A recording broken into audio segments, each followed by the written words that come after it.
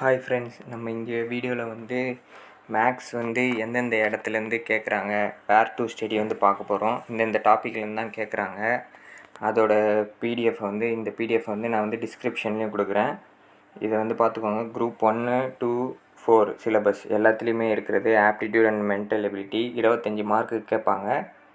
ஒரு டாப்பிக்கும் எந்தெந்த லெசனில் எந்தெந்த சாப்டர்லேருந்து இருக்குதுன்னு. ஃபஸ்ட் ஒன் வந்து எல்சிஎம், ஹெச்சிஎஃப் எந்தெந்த சாப்டரில் இருக்குது, செகண்டு பர்சன்டேஜ் சதவீதம், மூணாவது வந்து ப்ராஃபிட் அண்ட் லாஸு எந்தெந்த சாப்டரில் இருக்குதுன்னு, ஃபோர்த் வந்து ரேஷியோ ப்ரொபோர்ஷன், ஃபிஃப்த்து வந்து எஸ்ஐ சிஐ தனி வட்டி கூட்டு வட்டி, அப்புறம் வந்து ஆறாவது வந்து டைம் அண்ட் ஒர்க்கு நேரம் மற்றும் வேலை, ஏழாவது வந்து ஏபி அண்ட் ஜிபி, எட்டாவது வந்து சிம்பிளிஃபிகேஷன் எண்கள் மற்றும் இயற்கணிதம்.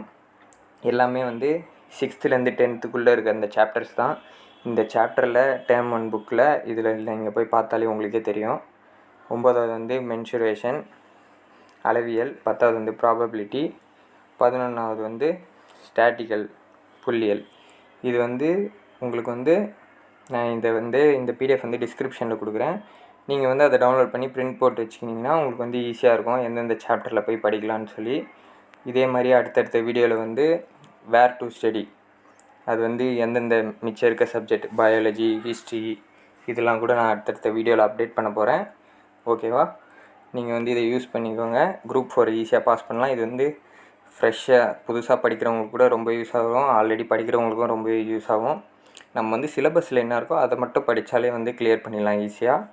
நம்ம வந்து அடுத்த வீடியோவில் வந்து பார்க்கலாம் ஃப்ரெண்ட்ஸ். பாய்.